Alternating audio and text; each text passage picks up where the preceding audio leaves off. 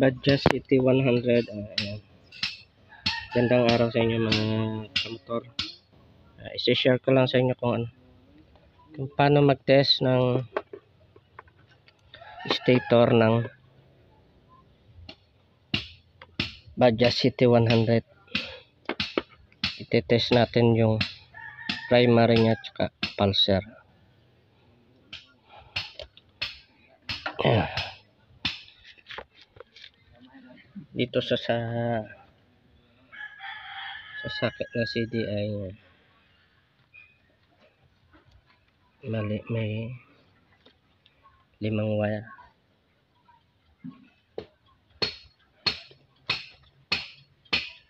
So pag ganito ang position nya, pag nakaganitong position,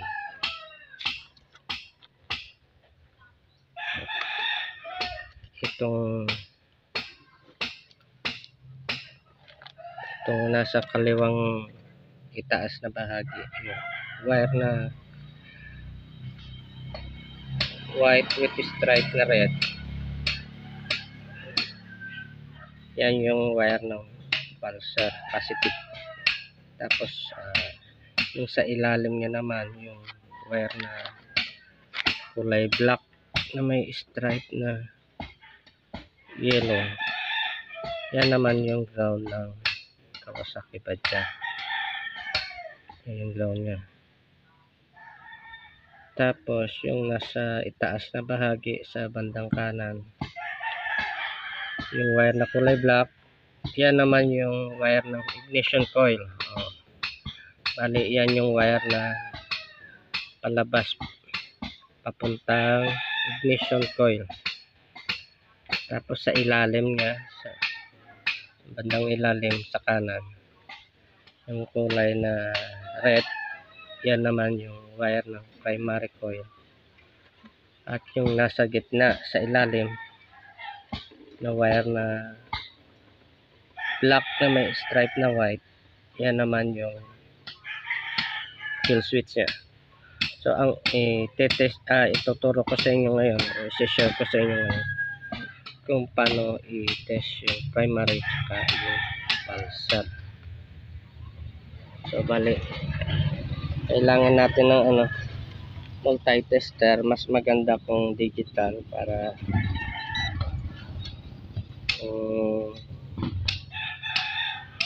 kasi baka mahirapan kayong gumamit ng analog type na digital na multi-tester, analog na digital. Kung sa digital tester mas madali, meron siyang auto, pwede mo siya ilagay sa auto. Pindot mo pulse DC, medyo madilim, saglit lang guys.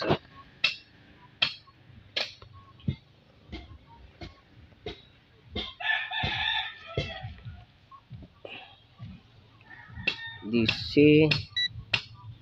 AC, ohms. Ilagay lang natin sa setting na ohms, auto. Yan, tapos yung positive probe ng tester. Ang itetest natin una yung guys. Bali ang problema nga pala ng motor nito, walang kalayo o walang kuryente lumalabas sa high tension wire sa may spark plug. So yung positive probe ng tester, lagay natin sa kulay red na wire sa may socket na CDI. Tapos yung negative probe ilagay natin sa negative, yung black yellow. So ang reading nya guys is 308.9 ohms. So ibig sabihin okay pa tong na to, okay pa tong primary nya. So walang problema sa primary. So bakit ayaw lumabas ng kuryente nya sa high tension wire? So itetest din naman natin yung pulsar nya, kasi dapat okay din ang reading. So kalimitan sa mga, depende kasi sa sa factory, specifications, factory specs. So bali ang badya kasi kalimitan nagre-range siya ng 200 pataas. So pag bumaba na siya ng 200 ohms, nasa 200 ohms pababa, medyo may problema na yan. Pag minsan gumagana, pag minsan hindi. Pag minsan talagang ayaw na. So ito, try natin i-test yung ano niya, yung bali yung positive probe niya nakalagay sa wire na white na may stripe na red.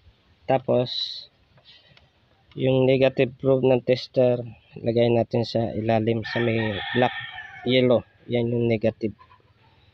So bali ang reading niya is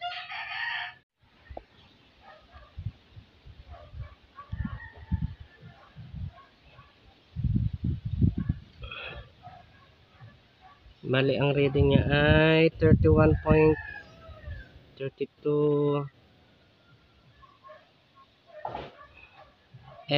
mega ohms 35, masyadong mataas. May difference na talaga, tumataas pa ng tumataas ang reading niya. So dapat to ang reading niya nasa lang 200 up, 200 mahigit ohms.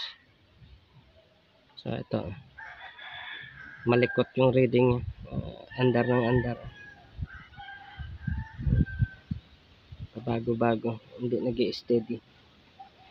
So bali ito ang may problema. So kung titignan sa itsura niya, ito kasi parang parang bumukol na.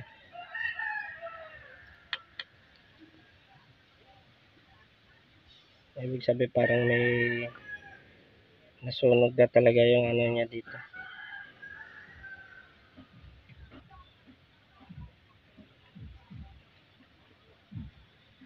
Yung coil niya sa loob.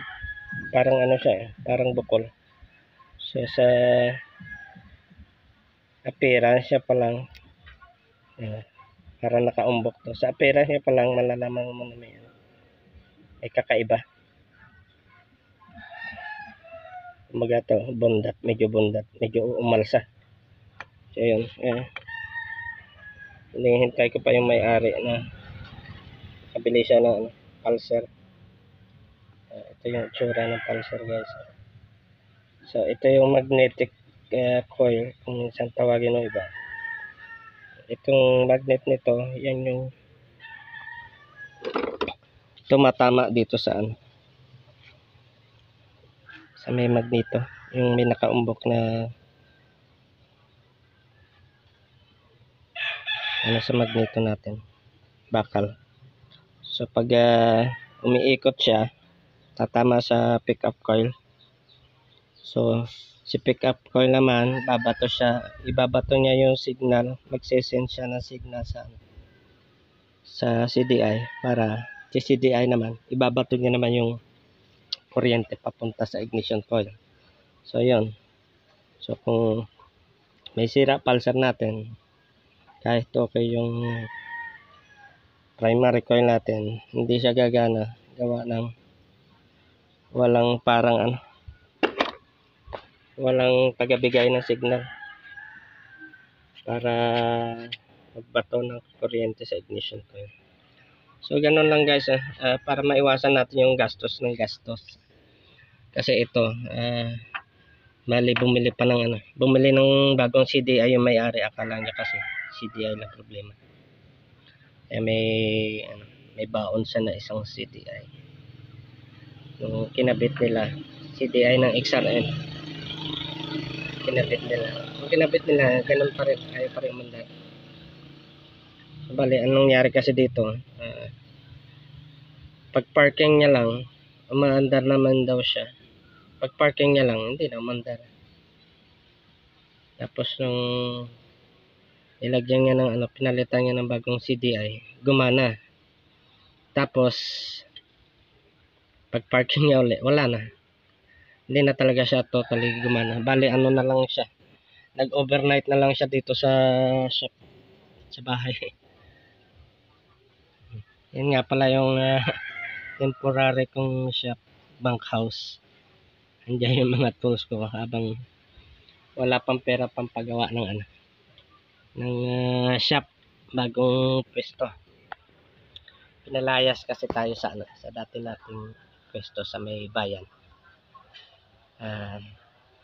Kinuha na ng may-ari yung lupa niya. So, kung bago ka pa lang guys sa ano, sa panonood ng video ko, kung pwede lang po sana na makahingi ng suporta nyo, paki-subscribe na lang at like, paki-share na rin para mas ganahan pa tayo na mag-share ng mga kaalaman sa inyo sa mga susunod pa. Salamat. So ito, asan na yung bago mo? Ito. Ayan, ito yung bagong pulser. So, i-test natin. Ikaw ang mawak-play. So, i-test natin yung bagong pulser.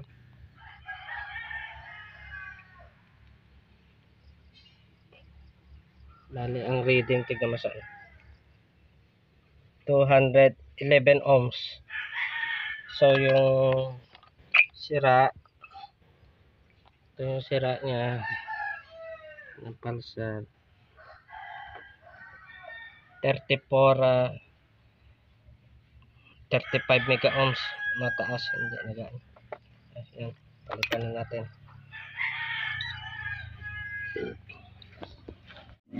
Okay. Para may panoorin ka na. Okay, tama na may tsura mo sa Kabilugan, Pilipinas. Isa pa.